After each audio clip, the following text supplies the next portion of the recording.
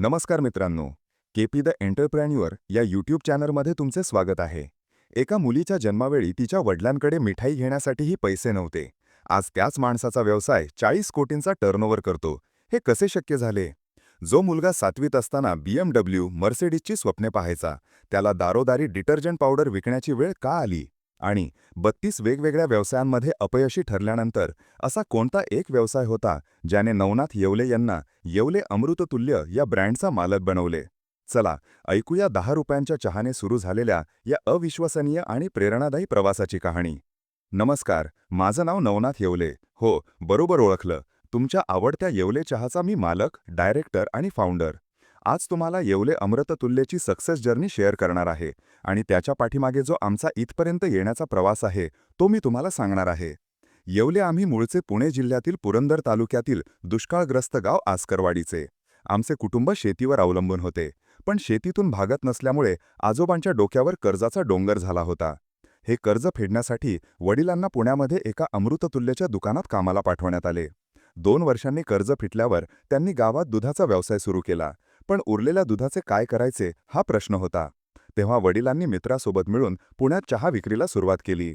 1983 साली माझ्या जन्माच्याच वर्षी वडिलांनी मित्रांकडून आणि नातेवाईकांकडून पैसे गोळा करून प्रसंगी आईचे दागिने मोडून स्वतःचे दुकान सुरू केले.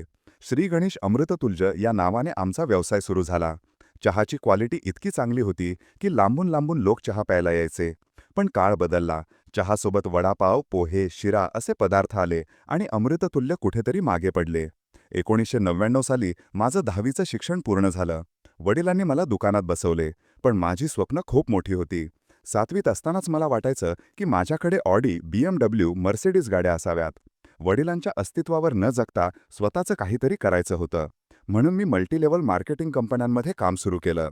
तिथे मला प्रेझेंटेशन आणि मार्केटिंग कसं करायचं हे शिकायला मिळालं. त्यानंतर मी door to door detergent powder विकायला सुरुवात केली.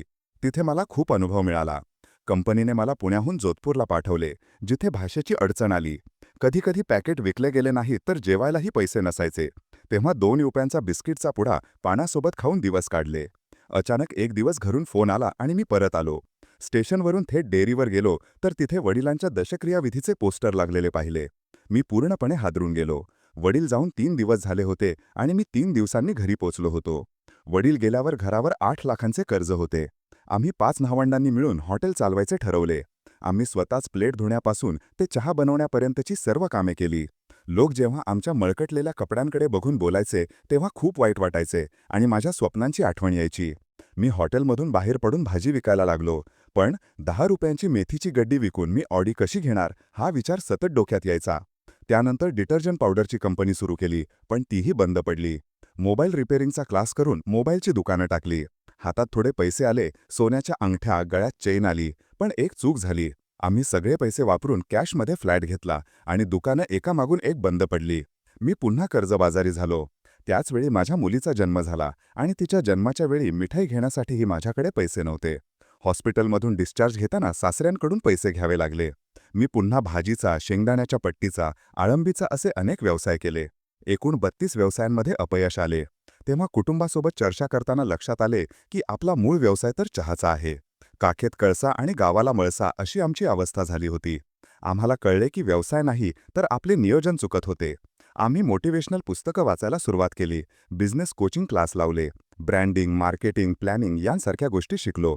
2011 साली आम्ही ठरवले की आता फक्त चहाचा व्यवसाय करायचा. पण यावेळी पैसा नाही तर लोकांना चांगली क्वालिटी द्यायची हे ध्येय होते. 1,20,00,000चे कर्ज डोक्यावर असताना आम्ही जास्त गुंतवणूक न करता मित्राच्या टपरीवर चहा विकायला सुरुवात केली. 6 वर्षांच्या अभ्यासानंतर तयार केलेली क्वालिटी आम्ही तिथे विकायला लागलो. 1.5 महिन्यातच आम्ही दिवसाला 40 लिटर दुधाचा चहा विकू लागलो. मार्केटिंगच्या टेक्निक्स वापरून आम्ही 9 महिन्यात 120 लिटरपर्यंत पोचलो. आता आम्हाला आत्मविश्वास आला होता. आम्ही पुण्यातील मध्यवर्ती ठिकाणी दगडूशेठ हलवाई गणपतीसमोर 2 गाळे 1,20,000 रुपये भाड्याने घेतले.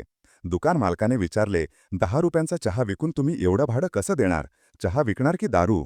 आम्ही आत्मविश्वासाने सांगितले की तुम्ही काळजी करू नका. आम्ही कोणाचेही न ऐकता स्वतःवर विश्वास ठेवून अजून 20 लाखांचे कर्ज काढले. आम्ही वेडे होतो आणि आम्हाला वेडे होऊनच इतिहास घडवायचा होता. 9 फेब्रुवारी 2018 रोजी आमचे पहिले आउटलेट सुरू झाले आणि दुसऱ्याच दिवसापासून आम्हाला अपेक्षेपेक्षा जास्त प्रतिसाद मिळाला. एका वर्षात 1000 आउटलेट उघडण्याचे आमचे ध्येय होते आणि आज तुमच्या आशीर्वादामुळे महाराष्ट्र आणि महाराष्ट्राबाहेर आमचे 290 पेक्षा जास्त आउटलेट्स आहेत आणि आमचा टर्नओव्हर 40 कोटींपर्यंत पोहोचला आहे. मित्रांनो, माझ्याकडे काही नसताना मी हे सर्व करू शकलो तर तुम्ही नक्कीच करू शकता. व्यवसायासाठी पैशांपेक्षा एक चांगली आयडिया आणि प्रबळ इच्छाशक्ती लागते.